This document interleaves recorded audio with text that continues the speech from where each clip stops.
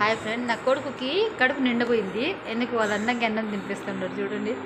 ఎంత అతిథులు ఇచ్చేస్తాను. దాంట్లో క్యాబేజ్ తగ్గిగా ఉంటే తినకూడదు చెప్పేసి అన్నం వేసుకుని పారేద్దాం అనుకున్నారు.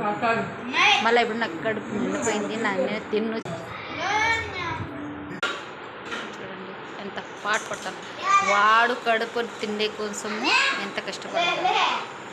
ఓనే ఈ మేడం చూడండి పైన ఎక్కేసి నాకు ఈ గిన్నె ఇస్తుంది.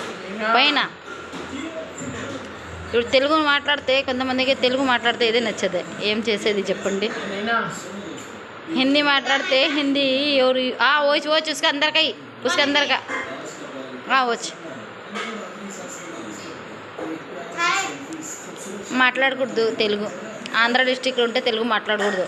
ఇప్పుడు మరాఠీ మాట్లాడుకోవాలా, నేర్చుకోవాలా నేను. హాయ్ ఫ్రెండ్స్, రండి అందరూ అన్నం తినేసి. మీరు అందరూ తినేసినారు కదా అన్నము. 10 అయింది. కొంతమంది తిండు, కొంతమంది తినేస్తారు.